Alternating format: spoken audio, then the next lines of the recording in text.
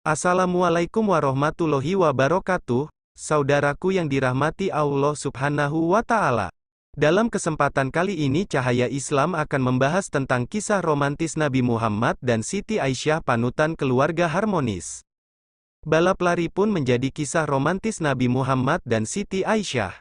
Siti Aisyah adalah salah satu istri Nabi Muhammad yang menonjol. Selain karena yang paling muda, Aisyah adalah perempuan yang cerdas dan mampu mendampingi Nabi. Bukan hanya itu, kisah romantis Nabi Muhammad dan Siti Aisyah kini juga banyak yang mengikuti karena begitu mengesankan. Sebelum kita lanjut, jangan lupa dukung channel kami dengan cara like, komen, dan share ke saudara, teman, dan keluarga kita agar sedikit menambah pengetahuan dan keimanan kita. Siti Aisyah adalah sosok perempuan dalam Islam yang dikenal dengan kecerdasannya. Dirinya memberikan kontribusi yang lebih nyata bagi perkembangan ilmu pengetahuan Islam. Di sisi lain, Siti Aisyah juga pandai memikat hati Nabi, sehingga Nabi yang memiliki sisi romantis bisa menjadi pasangan suami istri yang cocok dan saling melengkapi satu sama lain. Pasangan yang saling mengasihi ini dapat menjadi panutan bagi banyak pasangan lain yang juga ingin mengikuti sunnah Nabi. Seperti apa kisah romantis Nabi Muhammad dan Siti Aisyah? Mari kita tonton videonya sampai selesai. Kisah romantis Nabi Muhammad dan Siti Aisyah sudah ada sejak Siti Aisyah kecil. Namun, ketika itu romantisme Nabi Muhammad berbentuk kasih sayang. Kasih sayang Nabi Muhammad disebut-sebut melebihi kasih sayang orang tua Siti Aisyah. Selama kehidupannya bersama Nabi Muhammad, Aisyah ikut tumbuh dengan didikan dari Rasulullah Shallallahu Alaihi Wasallam, sebab Aisyah merupakan satu-satunya istri Rasulullah yang masih perawan karena dinikahi oleh Rasulullah Shallallahu Alaihi Wasallam ketika usianya masih kanak-kanak. Oleh karena itu, Aisyah dibiarkan menggunakan masa kanak-kanaknya sesuai usianya. Baik pola pikir ataupun tingkah laku bermainnya, Nabi pun memperlakukan Aisyah sesuai dengan umurnya. Beliau tidak menuntut Aisyah berbuat sesuatu di luar batas umurnya. Bahkan, Nabi memberinya cinta, kasih sayang, dan kelembutan melebihi yang pernah didapatkan dari kedua orang tuanya. Semua itu Nabi lakukan agar hidup Aisyah berjalan sesuai dengan tabiat dalam dirinya, tak ada paksaan kecuali yang menyangkut larangan atau lepas dari hukum syara. Pertumbuhan Aisyah tidak luput dari pantauan Nabi. Aisyah tumbuh semakin dewasa dan matang. Suatu hari Aisyah keluar bersama Nabi. Beliau mengajak bertanding lari untuk yang kedua kalinya setelah sebelumnya mereka pernah melakukannya ketika akan pergi ke Madinah. Namun kali ini pertandingan lari tersebut dimenangkan oleh Nabi. Aisyah karena tubuhnya sudah padat dan berisi, Aisyah cemberut, tetapi Nabi meledeknya dengan memberikan senyuman. Dikenangnya bahwa dulu Aisyah yang menang, tetapi kali ini Nabi yang menang. Bahkan, Nabi sangat mengetahui karakter Aisyah. Beliau tahu kapan jiwanya sensitif, tahu kapan jiwanya bahagia, dan inilah yang sering menjadi kisah romantis Nabi Muhammad dan Siti Aisyah. Dalam kisah lain, Nabi Muhammad berkata kepada Aisyah, "Aku tahu kapan kamu marah, kapan kamu bahagia." Merasa heran, Aisyah pun bertanya kepada Nabi Muhammad, "Bagaimana bisa mengetahui suasana hati yang aku sembunyikan begitu rapi?" Nabi menjawab, "Jika sedang marah, kau bersumpah demi Tuhan Ibrahim. Jika hatimu sedang lapang kau bersumpah, demi Tuhan Muhammad." Aisyah kemudian tersipu, tawanya lepas tak tertahan, "Demi Allah, wahai Rasulullah, hanya namamu yang tertinggal di hatiku." Sikap Nabi Muhammad yang sangat romantis ini juga pernah diceritakan oleh Aisyah. Dalam sebuah hadis, Aisyah berkata, "Saya biasa mandi bersama Nabi Shallallahu Alaihi Wasallam, dari satu bejana dan dengan satu gayung, yang disebut Faruk." Hadits riwayat Bukhari. Ini menggambarkan sangat intimnya Aisyah bersama Nabi Muhammad. Tentu saja mandi bersama hanyalah salah satu dari contoh kecil dari praktik keintiman dan keromantisan demi memupuk rasa cinta antara suami dan istri. Karena keintiman dan keromantisan tidaklah melulu tentang hubungan seksual seperti yang dipikirkan banyak orang, namun, keintiman dan keromantisan bisa dilakukan dengan semua aktivitas yang dilakukan bersama-sama yang bisa menumbuhkan rasa ketentraman satu sama lain.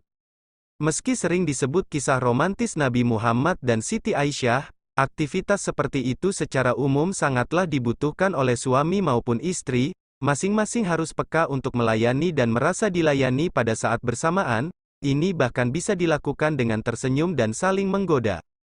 Bentuk kemesraan Nabi Muhammad dan Siti Aisyah. Setelah mengetahui beberapa kisah romantis Nabi Muhammad dan Siti Aisyah, ada juga bentuk-bentuk kemesraan dari pasangan suami istri ini, di antaranya kisah romantis Nabi Muhammad dan Siti Aisyah yang bisa dijadikan contoh demi kebahagiaan hubungan suami istri. 1. Menempelkan mulut pada bekas makan dan minum istri. Kemesraan ini tentunya melebihi kemesraan makan sepiring berdua. Hal ini diriwayatkan oleh Aisyah, ia berkata, terkadang Rasulullah Shallallahu Alaihi Wasallam disuguhkan sebuah wadah air kepadanya, kemudian aku minum dari wadah itu sedangkan aku dalam keadaan haid. Lantas Rasulullah Shallallahu Alaihi Wasallam mengambil wadah tersebut dan meletakkan mulutnya di bekas tempat minumku. Terkadang aku mengambil tulang yang ada sedikit dagingnya, kemudian memakan bagian darinya. Lantas Rasulullah Shallallahu Alaihi Wasallam mengambilnya dan meletakkan mulutnya di bekas mulutku. Hadis riwayat Ahmad. 2. Mandi bersama. Melihat sosok Nabi Muhammad yang berwibawa, ternyata juga memiliki sisi romantisme kepada istrinya. Dalam sebuah hadis, Aisyah berkata, dahulu aku mandi junub bersama Rasulullah Shallallahu Alaihi Wasallam dari satu bejana di mana tangan kami bergantian mengambil air di dalamnya. Hadis riwayat Bukhari Muslim. Ini menunjukkan sisi romantisme dan kasih sayang bahkan setelah melakukan hubungan seksual. Nabi Muhammad sosok suami panutan yang ideal, bahkan pernah berkata bahwa sebagai baik laki-laki adalah yang baik perlakuannya kepada istrinya. 3. Memberi perlakuan baik saat istri haid. Saat haid, seorang perempuan bisa berada dalam mood swing. Sebagai suami, Nabi Muhammad mencontohkan perlakuan terbaik kepada istri. Aisyah berkata, dahulu Rasulullah Shallallahu Alaihi Wasallam meletakkan kepalanya di pangkuanku kemudian membaca Al-Quran, sedangkan aku dalam keadaan haid. Hadis riwayat Abu. Bukan hanya itu, bahkan Nabi Muhammad juga menunjukkan sisi lembutnya dengan cara yang tidak pernah dibayangkan. Dalam hadis lain, Aisyah berkata, dahulu aku menyisir rambut Rasulullah Shallallahu Alaihi Wasallam sedangkan aku dalam keadaan haid. Hadis riwayat Bukhari dan Muslim. 4. Memberi panggilan khusus. Rasulullah Shallallahu Alaihi Wasallam suka memanggil Siti Aisyah dengan panggilan, Ya Aisy, hadis riwayat Bukhari dan Muslim. Dalam kultur Arab, pemenggalan huruf akhir dan panggilan kecil menunjukkan panggilan manja, tanda sayang, bukan hanya memenggal panggilan kecil, Nabi Muhammad juga mempunyai panggilan khusus. Rasulullah Shallallahu Alaihi Wasallam memanggil Aisyah dengan panggilan Humaira, yang artinya adalah putih kemerah-merahan. Qadi Iyad menyebutkan dalam Masyarikul Anwar, perkataan beliau kepada Aisyah, Ya Humaira, adalah bentuk tasgir, panggilan kecil, kasih sayang dan cinta, Juz'i, halaman 702. 5. Berbincang bersama istri di luar, berjalan bersama di malam hari bersama istri kemudian membincangkan banyak hal di luar rumah, kemudian berbicara dari hati ke hati hingga mengingat memori bersama, bukankah itu sangat mesra? Dan ini pun dicontohkan oleh Nabi Muhammad Shallallahu Alaihi Wasallam. Dalam sebuah hadis, Aisyah meriwayatkan tentang kebiasaan Rasulullah Shallallahu Alaihi Wasallam yang keluar kota selalu membawa istri ini. Nabi Shallallahu Alaihi Wasallam ketika malam hari berjalan bersama Aisyah, berbincang dengannya. Hadis riwayat Bukhari dan Muslim. 6. Mengajak istri makan di luar. Diriwayatkan dari Anas, ia berkata, seorang lelaki Persia yang merupakan tetangga Nabi Shallallahu Alaihi Wasallam mempunyai kuah kaldu paling sedap. Kemudian dia membuat makanan dan mendatangi Nabi Shallallahu Alaihi Wasallam lantas mengundangnya untuk makan, sedangkan Aisyah berada di samping Nabi. Kemudian Nabi Shallallahu Alaihi Wasallam berkata, yang ini bagaimana? Ia menunjuk Aisyah dan berkata, tidak, kemudian memberi isyarat kepadanya, bagaimana dengan ini? Dia berkata, tidak. Kemudian Nabi memberi isyarat yang ketiga kalinya dan bersabda, ini bersamaku. Kemudian ia berkata, ya. Hadis riwayat Ibnu Hibban. 7. Menenangkan amarah dengan cara unik. Sudah selayaknya pasangan suami istri memiliki perbedaan pendapat dan dapat mengatasinya dengan baik. Hal ini dimaksudkan agar perbedaan itu tidak memicu amaran dan berakhir menjadi konflik. Hal ini pernah dialami oleh Nabi Muhammad saat melihat Siti Aisyah marah. Ibnu Sunni dalam Amalul Yaum wal Lailah, meriwayatkan hadis dari Aisyah, ketika Aisyah marah, Maka Nabi Shallallahu Alaihi Wasallam mencubit hidungnya dan berkata, "Wahai Uwaisi, panggilan kecil Aisyah, katakanlah, Ya Allah, Tuhan Muhammad, ampunilah dosaku, hilangkanlah kemarahan di hatiku dan selamatkanlah aku dari fitnah yang menyesatkan." 8. Hanya menikah sekali. Kisah romantis Nabi Muhammad dan Siti Aisyah bukan hanya terjadi saat mereka hidup, dicatatkan sebagai kisah cinta yang sejati. Aisyah tidak pernah menikah lagi setelah Nabi meninggal.